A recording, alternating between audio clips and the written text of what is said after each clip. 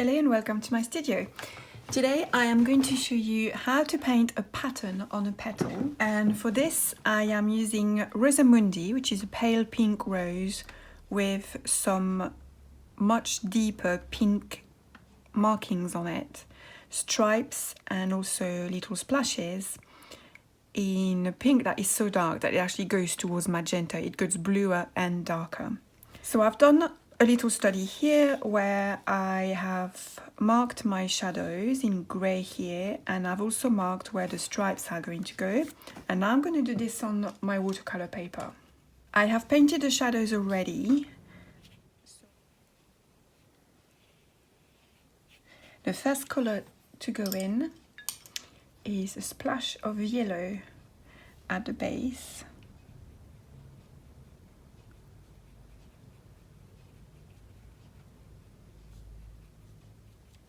She's then blended into the water so that it gradually fades into nothing. Once the yellow has dried, we're doing the background color on the petal, in this case a pale pink. So first wetting the petal thoroughly as usual, working wet and wet. And for the pale pink I am using quinacridone pink. If you don't have quinacridone pink, which is a Daniel Smith color, you can use permanent rose.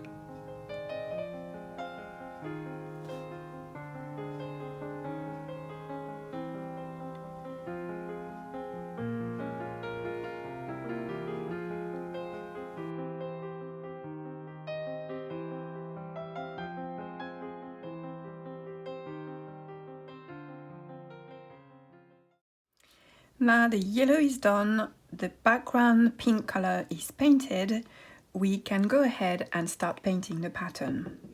I'm going to copy the pattern I've done here, more or less. I'm saying more or less because remember, every petal has a different pattern and it's random. Now because I've gone across the highlight here, I'm going to add a bit of water across the highlight, and this time I am working on dry paper. I am not working wet in wet because I want these stripes to be very well defined.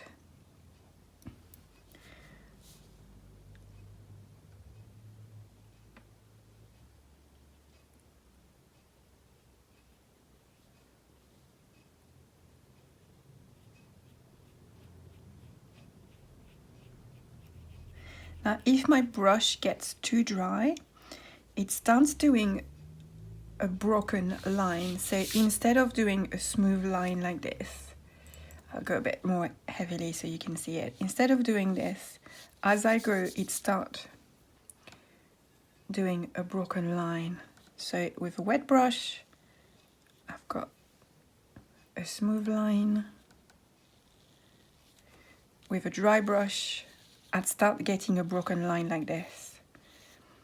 And this is actually really good for painting a pattern, because that's what the pattern on the rose looks like on some of the petals. So I'm not too worried about my brush running out of watery paint and doing these lines and doing these broken lines.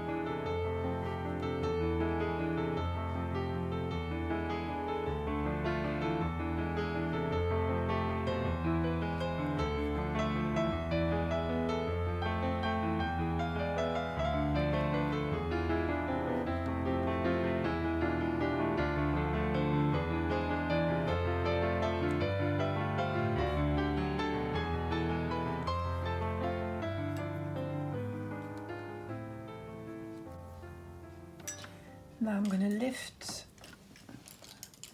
a bit of paint across the highlight with my flat brush. A flat brush lifts better than a round one.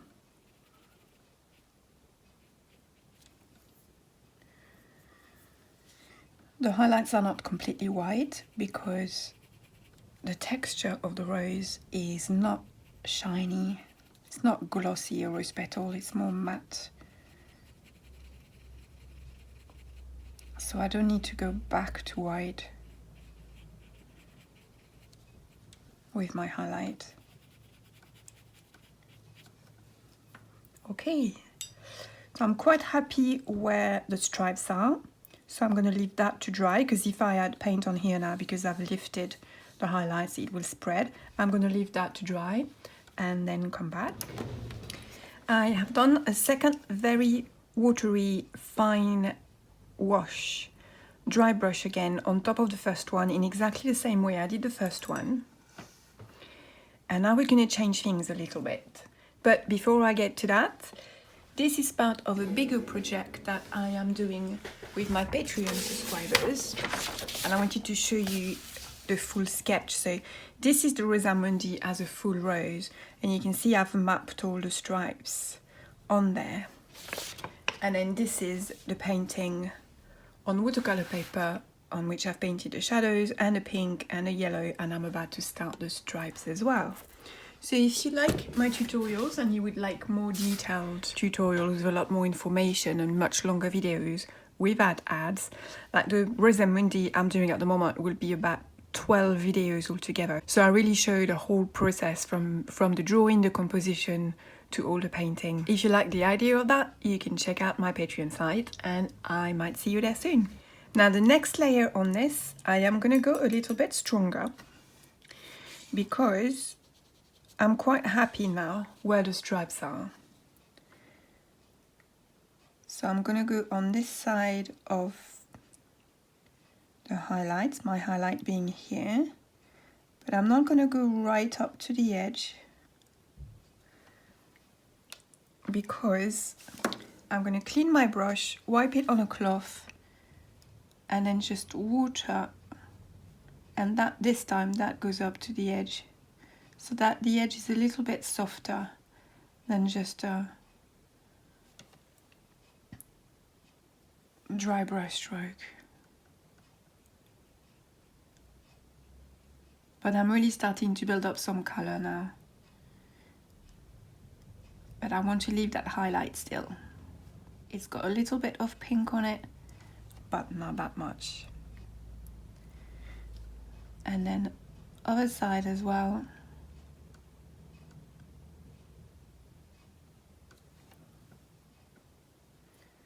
And then clean damp brush,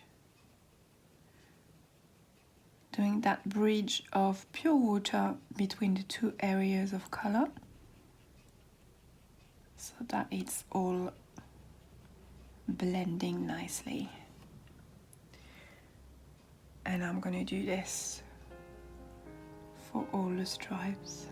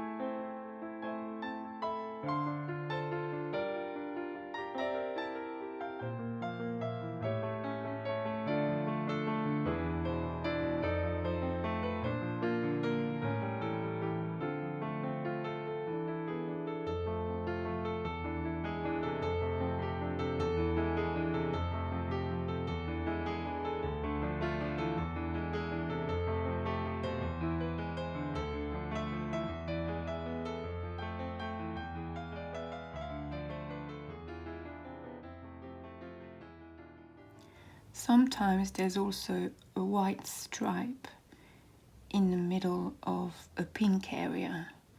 So you have to paint around the background color here with your pink, leaving a gap. Almost the same principle as reserving a highlight.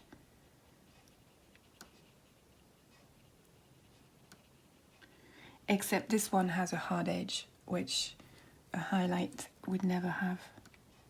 Well, not in my world anyway. I'm very fussy about not having hard edges on my highlights. As you've probably noticed by now if you've seen a few of my tutorials.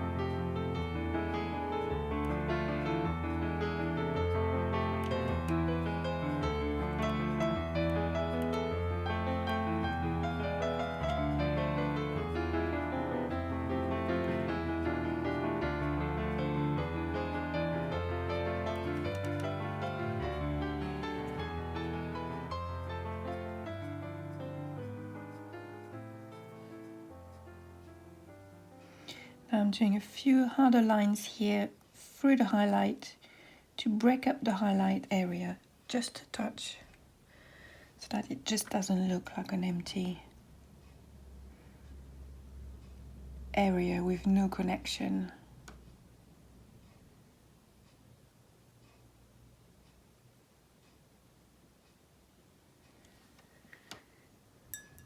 To the areas, the pink areas on either side of it.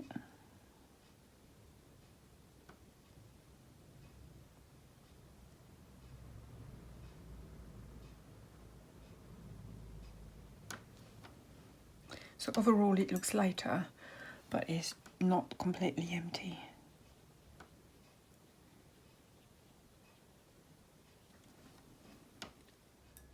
Now I'm doing some of that dry brushing, so you load your brush and then you just scrub until it runs out of water. And that adds some random texture. Broken dots and little lines, which is exactly what you have on a rose petal. Now remember that your patterns, although they are random of where they are and the intensity of them, they follow the veining. So don't start doing patterns that way, because they will follow the veins of the rose petal. And as far as I know, this is always true, but I need to check with a botanist friend, see what they think about it. And I'm using a brush number 1, but I'm really using just the very tip of it, so that the line is very fine. And here we go. Now we have a patterned rose petal. I hope you enjoyed the video. Please like and subscribe if you did. Check out my Patreon site, and I'll see you soon here in Atelier Sandrine Maugy. Happy painting! Bye!